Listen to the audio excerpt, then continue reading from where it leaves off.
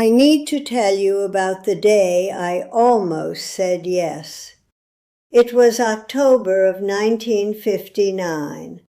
I was 35 years old, standing in a restaurant in downtown Chicago, and there was a ring on the table between me and a man who loved me.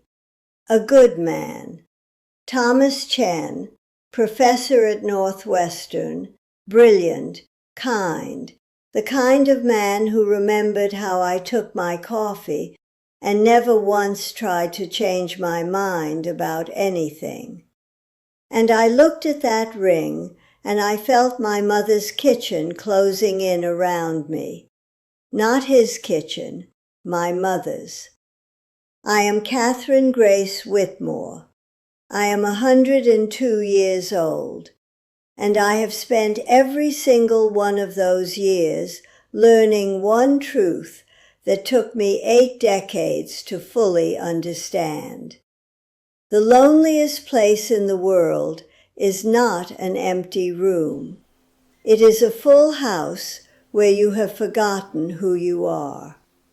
Now, you are probably watching this because someone in your life is asking questions. When are you going to settle down? Don't you want to be with someone?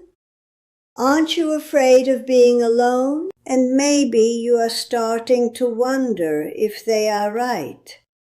Maybe you are 40 or 50 or 70. And you are looking around at everyone else's marriages and wondering if you made a terrible mistake by not having one of your own. Let me tell you what nobody tells you about marriage. Marriage is not wrong. I am not here to tell you that. I watched my sister Margaret have 61 beautiful years with her husband Thomas. I held her hand at his funeral in 2019 when she was 98 years old, and her grief was real, and her love was real, and it was right for her. But it was never right for me. And choosing something different does not mean choosing something broken. Here is what I learned in 102 years of living exactly as I pleased. The cage everyone calls security is only a cage if you never wanted to be inside it in the first place. And if you spend your whole life in a cage you did not choose, you do not just lose your freedom, you lose yourself. One small compromise at a time. Let me tell you about my mother, Evelyn Whitmore. Because if you are going to understand how I ended up where I did, you need to understand what I was running from. Evelyn married my father Charles in September of 1922 in Peoria, Illinois. She was 19 years old, beautiful woman, could do mathematics in her head, faster than any man in that town. My father owned a hardware store on Main Street. Not a big store, but steady. My mother kept the books, raised 3 children, kept a garden that fed us through every winter. From the outside, they looked like the American dream. Sunday pot roast, white picket fence, everything in its place. But I remember a Tuesday in 1940. I was 16 years old. We were in the kitchen, just the 2 of us. My mother was washing dishes, and I was drying them, and out of nowhere she stopped. She put down the plate she was holding, dried her hands on her apron, and she looked at me with tears in her eyes. She said, "Catherine, I want you to know something. I love your father. I love you children. But if I had known what I know now, I would have waited. I would have lived first." I asked her what she meant. She said, "I was 19 when I married your father. I had never lived alone. I had never made my own money. I had never woken up in the morning and asked myself what I wanted to do that day. I went from my father's house to my husband's house, and in between, I never learned who Evelyn was when she was just Evelyn." My mother died in 1967. She was 64 years old. At her funeral, my father cried like a baby, and I believed his grief. But I also remembered what she told me in that kitchen, and I promised myself, standing there at her graveside, that I would never wonder who Catherine was when she was just Catherine. I would know. I would live it. That was not the only time I heard this story. I have heard it dozens of times in my life, from women who married young, who did everything right, who loved their husbands and their children, but who carried inside them this small, quiet grief for the life they never got to live. Now let me tell you about someone different, Vivian Sterling. I met her in 1952 when I was 28 years old. We both worked at the Chicago Public Library on Michigan Avenue. Vivian was 32, never married, lived alone in a one-bedroom apartment in Wicker Park, and Vivian was the happiest woman I had ever met. Not happy in that frantic, desperate way some people are happy to prove something. Happy in this quiet, solid way, like she knew exactly who she was and what she wanted, and she was not asking anyone's permission to have it. Vivian worked at that library for 43 years.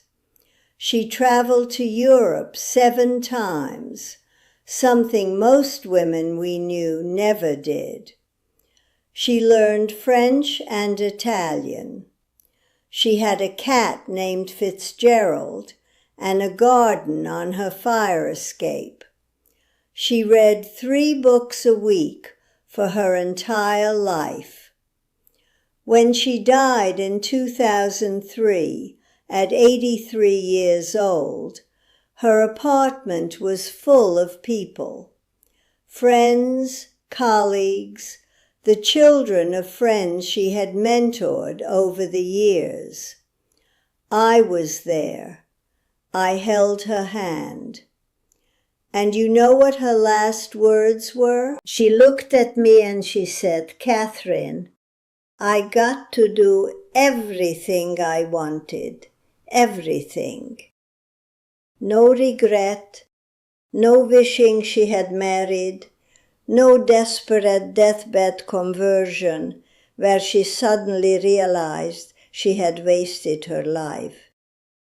She died exactly as she had lived, on her own terms, complete. I have watched women die with regret for 82 years. I have watched them wish they had traveled more, read more, learned more, risked more. I have never, not one single time, watched a woman like Vivian die, wishing she had given up more of herself for someone else. Now I know what you are thinking. You are thinking, well, that is easy for her to say. She probably could not find anyone anyway. Wrong. I had 3 proposers, 3 good men, and I said no to every single one. Robert Walsh in 1946. I was 22, handsome engineer, war veteran. We dated 8 months. He asked me to marry him in Lincoln Park on a Saturday in October. I looked at that ring and I felt panic. Not because I did not care about him. I did. But because I looked at that ring and I saw my mother's kitchen. I saw myself washing dishes while he read the paper. I saw myself asking permission to spend money I helped earn. I saw myself becoming smaller and smaller until I fit into the shape he needed me to be. I said no. He married someone else 6 months later. They had 4 children. They looked happy in the Christmas cards she sent me for 15 years. The second proposal was Thomas Chen in 1959. I was 35, professor at Northwestern. Brilliant man, kind man, respected my work, never tried to change me. I almost said yes to Thomas. I loved him. But I realized something sitting across from him the night he asked me. I realized that I loved my life more. I loved waking up on Saturday morning and deciding what to do with my day. I loved spending my money on a trip to New York to see a Broadway show without asking anyone if it was okay. I loved the complete freedom to change my mind about everything if I wanted to. And I knew that if I married Thomas, even though he was a good man, I would lose that. Not because he would take it from me, but because marriage, by its very nature, requires compromise. And I did not want to compromise. Not even a little bit. I told him the truth. He cried, I cried. We stopped seeing each other. The third proposal was David Morrison in 1971. I was 47, widower, 2 grown children, lonely, looking for companionship. He did not love me the way Robert had loved me. He needed me. There is a difference. I said no faster than I said it the other 2 times. Because by 47, I knew exactly who I was, and she was not someone who existed to fill someone else's emptiness. You may be thinking to yourself right now that I must have been lonely, that all this freedom must have come at a terrible cost. Let me tell you about loneliness. Real loneliness. Real loneliness is not being alone in a room. Real loneliness is being in a room full of people and having no idea who you are when you are not performing for them. I have been alone in my apartment. I have spent weeks without seeing another person. And I have never, not once, felt the kind of soul-crushing loneliness I have seen in married women who forgot who they were outside of being someone's wife. My sister Margaret, who I love dearly, who had a good marriage to a good man, told me something 3 weeks before she died. She was 98 years old. Dementia had started taking pieces of her memory, but on this particular afternoon, she was clear as glass. She looked at me and said, "Catherine, sometimes I wonder what I would have been if I had not married Thomas when I was 20? She died not knowing the answer to that question. I am 102 years old, and I know exactly who Catherine is. That is not loneliness. That is freedom. Here is what nobody tells you about living 102 years exactly as you please. You get to build a life that fits you perfectly, not a life that fits someone else's idea of what your life should look like. Yours. I spent 52 years working jobs I loved. Librarian, bookkeeper, tutor, and for 18 years I ran a small antique shop in Oak Park that barely made money but brought me more joy than I can describe. I spent my money on what I wanted, books mostly, travel when I could afford it, a good winter coat, a record player, and all the jazz albums I could find. I lived in the same apartment in Chicago from 1952 until 2019. 5th floor walk-up, no elevator. I climbed those stairs until I was 95 years old. That apartment was mine, nobody else's name on the lease, nobody else's furniture or taste or rules, mine.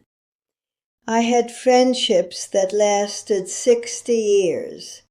I read over hundreds of books in my life. I can tell you this because I kept a list. I learned to paint when I was 71.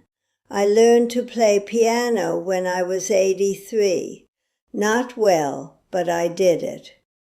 I made every single decision in my life based on what I wanted, and that is a gift most people never get. I am 102 years old now. My body hurts in ways it never used to. My mind is still sharp, thank God, but I know that will not last forever. I do not know how much longer I have. Could be a year, could be 5. But I know this.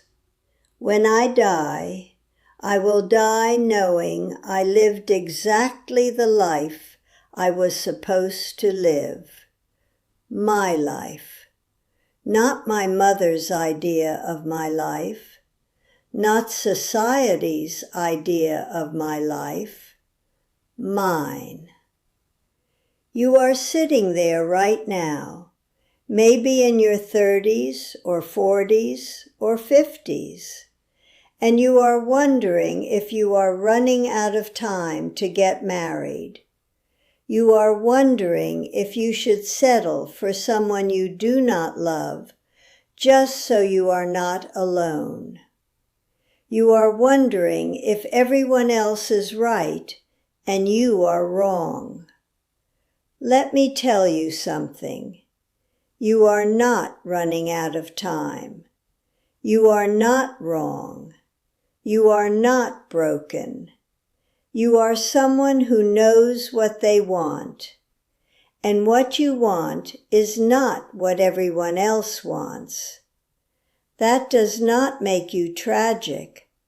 That makes you brave. You can decide today that you do not need a partner to have a complete life. You can decide that your own company is enough. You can decide that the freedom to be exactly who you are, without compromise, is worth more than all the security in the world. These are hard choices. People will not understand. Your family will worry. Your friends will pity you, but those people are not the ones who have to live your life. You are. If I could go back to 1946 and talk to that 22-year-old woman standing in Lincoln Park holding Robert Walsh's ring, I would tell her this: you are about to say no to something everyone says you should want, and you are going to doubt yourself for years. You are going to wonder if you are selfish, if you are broken, if you are making a terrible mistake. But you are not. You are choosing yourself, and that is the most important choice you will ever make. Go live alone. Go build a life that fits exactly who you are. Go spend your money on what you love. Go travel alone. Go learn things just because they interest you. Go have friendships that last longer than most marriages.